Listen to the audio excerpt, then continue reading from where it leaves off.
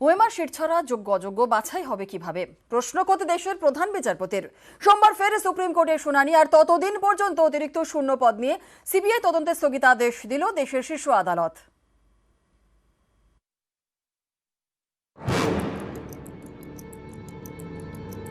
স্কুলে নিয়োগে দুর্নীতি, 2016 এসএসসি নিয়োগের পুরো প্যানেল বাতিল, প্রায় 26,000 জনের চাকরি বাতিল, রেহাই পাননি যোগ্যরাও।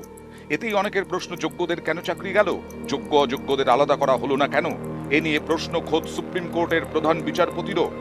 তিনিও জানতে চান, ওএমআর না থাকলে কিভাবে যোগ্য অযোগ্য আলাদা করা যাবে। সোমবার এসএসসি নিয়োগ সংক্রান্ত মামলার শুনানি হয় সুপ্রিম কোর্টে। প্রধান বিচারপতি ডিওয়াই চন্দ্রচূড় বলেন, টেন্ডার ছাড়াই এসএসসির ওএমআর শিট মূল্যায়নের বরাত পায় নাইসা। ডেটা স্ক্যানটেক কিভাবে হলো তা জানেন না এসএসসির চেয়ারম্যান। এটা সিরিয়াস ফ্রড। চাকরিহারাদের একাংশের হয়ে মুকুল রোহতগী প্রশ্ন তোলেন, হাইকোর্ট কিভাবে সরকারি কর্মীদের চাকরি বাতিল করতে পারে? তারা তো কর্তৃপক্ষ নয়। হাজার হাজার মানুষ কর্মহীন হলে তাদের পরিবারের কি হবে? 10% জন্য 100% চাকরি কেন বাতিল করা হবে? এসএসসির আইনজীবী জয়দেব গুপ্ত বলেন, আমরা বলেছিলাম যোগ্য অযোগ্য আমরা আলাদা করতে পারবো, কিন্তু হাইকোর্ট আমাদের সেই সুযোগটাই দেয়নি। এরপর প্রধান বিচারপতি বলেন, ওএমআর শিটগুলো মিরর সার্ভারেও নেই, পুরোপুরি ধ্বংস করা হয়েছে। ওএমআর না থাকলে কিভাবে যোগ্য অযোগ্য আলাদা করবেন? আপনারা দেখান যে যোগ্য অযোগ্য আলাদা করার ব্যবস্থা আপনাদের আছে।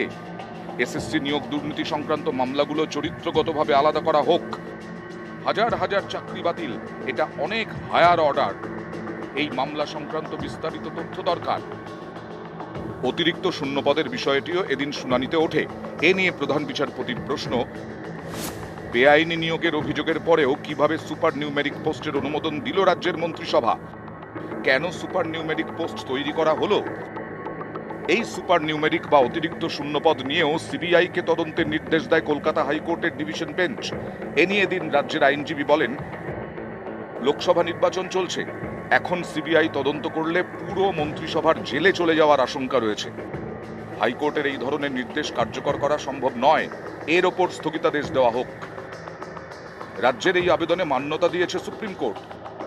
অতিরিক্ত শূন্যপদ নিয়ে সিবিআই তদন্তে স্থগিতাদেশ দিয়েছে শীর্ষ আদালত। আগামী সোমবার পরবর্তী শুনানি। ততদিন পর্যন্ত অতিরিক্ত শূন্যপদ নিয়ে সিবিআই তদন্তে স্থগিতাদেশ। আপাতত সুপার নিউমারিক পোস্ট ক্রিয়েটের ওপর যে ইনভেস্টিগেশনের ডিরেকশন, সেটার একটা স্থগিতাদেশ দেওয়া হয়েছে, কিন্তু যে চাকরি বাতিল হয়েছে বা যে বেতন ফেরত দেওয়ার যে নির্দেশ, তার ওপর কোনো স্থগিতাদেশ আজকে সুপ্রিম কোর্ট দেয়নি। নিউজ 18 বাংলা।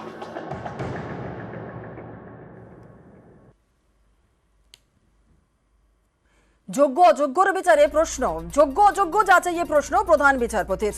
হাইকোর্টের নির্দেশে 25,000 চাকরি বাতিল যোগ্য অযোগ্যদের। বিচারে প্রশ্ন তুলল সুপ্রিম কোর্ট এবং সোমবার চাকরি বাতিল মামলার শুনানি।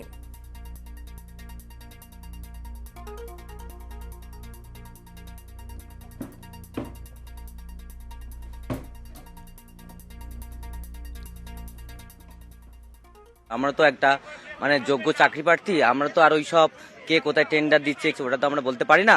আমাদের শুধু মাথায় ছিল কিভাবে পড়াশোনা করব, কিভাবে নিজের পরিবারের পাশে দাঁড়াবো বা আমার পাশে দাঁড়াবো, সেই অনুযায়ী আমার পড়াশোনাটা করেছিলাম। মহামান্য সুপ্রিম কোর্ট নিশ্চয়ই যোগ্য অযোগ্য ব্যাপারটা আরো ভালো করে বুঝতে পারবে, নিশ্চয়ই ন্যায় বিচার পাবো। আমাদের বিশ্বাস সুপ্রিম কোর্ট থেকে আমরা যোগ্য প্রার্থীটা নিজের স্কুলে ফিরে আসতে পারবো। আমাদের উপর এই খাড়ার ঘাটা নেমে আসার কি কোনো মানে হয়? প্রাইমারিতেও আমি কল লেটার পেয়েছি, তো 2009 সালে পরীক্ষা দিয়েছিলাম এইচএস পাস করার পরেই। তাহলে আমি যদি আজকে অযোগ্য হই, আমি কি দুটো সরকারি চাকরি, প্রথমেও আমি পাস করেছি, আবার এখানে এসেও পাস করেছি। একটাই দাবি, কমিশন আমাদের যোগ্য প্রার্থীদেরকে এই দায় থেকে মুক্ত করুক। আমরা এটাই বিশ্বাস করি, আমাদের জয় হবে না, আমরা ছিনিয়ে আনতে হবে জয়। আজকে সুপ্রিম কোর্টে যে রায়টা হয়েছে সেটা ঠিকই আছে। দুর্নীতি করে যে নিয়োগ হয়েছে, প্যানেল বহির্ভূত নিয়োগ হয়েছে, সেই নিয়োগে কিভাবে হয়? 0 পেয়েছে 53 হয়েছে, কিভাবে হয়? কিন্তু আমরা একটা চাই, রিইভালুয়েট করে যদি করে, খাঁটি এবং মাটি দুটো আলাদা করে এখানে ভাগ করতে হবে। অতিরিক্ত শূন্যপদে তদন্তে স্থগিতাদেশ। সোমবার পর্যন্ত সিবিআই তদন্তে স্থগিতাদেশ সুপ্রিম কোর্টের। অতিরিক্ত শূন্যপদ নিয়ে সিবিআই নির্দেশ দেয় হাইকোর্টের। অতিরিক্ত শূন্যপদ নিয়ে প্রশ্ন তুলল সুপ্রিম কোর্টও। রাজনৈতিক ফায়দা তোলার চেষ্টা বিরোধীদের, নিশানা তৃণমূলের। আর রাজনৈতিক ফায়দা তোলার সুযোগ করে দিচ্ছে তৃণমূল, পাল্টা শ্রমিক ভট্টাচার্য। গোটা বিষয়টির থেকে একটা রাজনৈতিক ফায়দা তোলার চেষ্টা করছে বিরোধীরা, দ্বিচারিতা করছেন বিরোধীদের একটা বড় অংশ, যারা চাকরি চলে গেছে তাদের কাছে গিয়ে বলছেন আমরা চাই চাকরি হোক, আর আদালতে গিয়ে বলছেন গোটা প্যানেল বাতিল হোক। যদি এখানে কোথাও কোনো ভুল থাকে, অন্যায় থাকে, তাদের শাস্তি হোক। যেখানে এসএসসি দিয়েছেন, জানিয়ে দিয়েছেন, মাননীয় শিক্ষামন্ত্রী বলেছেন যে কজনের নিয়োগ নিয়ে প্রশ্ন আছে আর বাকিদের নিয়োগ নিয়ে প্রশ্ন নেই। ঘোলা জলে রাজনৈতিক মাছ ধরার চেষ্টা করছে বিরোধীরা, আমরা তার তীব্র নিন্দা করছি। যারা যোগ্য চাকরি প্রার্থী তারা নিশ্চয়ই বুঝতে পারবেন যে সরকার তাদের পাশে রয়েছে, আর শকুনের রাজনীতি করছে বিরোধীরা।